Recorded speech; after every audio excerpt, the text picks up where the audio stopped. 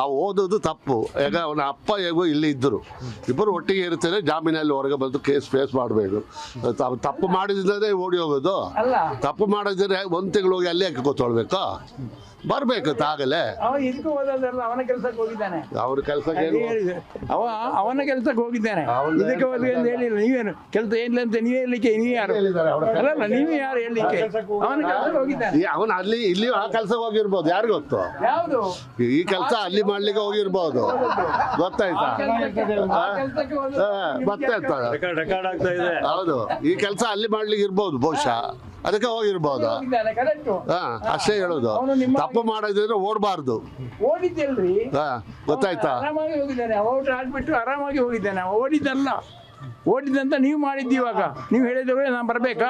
ಅವ್ರ ತಾತನಿಗೆ ಆಗ್ಲಿ ಅವ್ರ ಅಪ್ಪನಿಗೆ ಆಗ್ಲಿ ಎಲ್ಲಿದ್ದಾರೆ ಅಂತ ಗೊತ್ತಿಲ್ಲ, ಮಗ ಎಲ್ಲಿದ್ದಾರೆ ಅಂತ ಗೊತ್ತಿಲ್ಲ.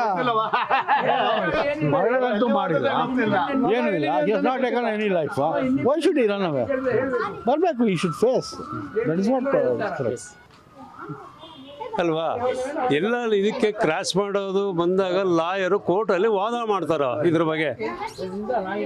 ಹೆಂಗಮ್ಮ ನೀನು ಅವ್ರ ಮನೆಗೆ ಹೋದೆ, ನಿನಗೇನು ಕೆಲಸ? ಅವನಿರೋ ಜಾಗ ನೀನು ಯಾಕೆ ಹೋದೆ ಅಲ್ವಾ? ನಾವು ಇಲ್ಲಿ ಹೇಳ್ತೀವಿ, ಕ್ರಾಸ್ ಮಾಡೋದು ಇದು ಮಾಡೋದು ಕೋರ್ಟ್ಗೆ ಅಟ್ಯಾಚ್ ಆದಾಗ ಲಾಯರ್ ಇದನ್ನ ವಾದ ಮಾಡ್ತಾರ. ಅವಾಗ ಅದನ್ನ ಇದ್ರ ಬಗ್ಗೆ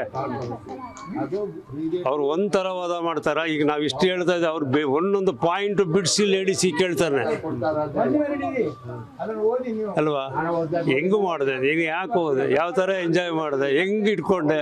ಅಲ್ಲ, ನಾವು ನಿಮ್ಗೆ ಹೇಳ್ತಾರೆ, ಇಲ್ಲಿ ಚಿಕ್ಕ ಚಿಕ್ಕ ಹುಡುಗರವ್ರೆ, ಹೇಳ್ಬಾರ್ದು ಇಲ್ಲೆಲ್ಲ.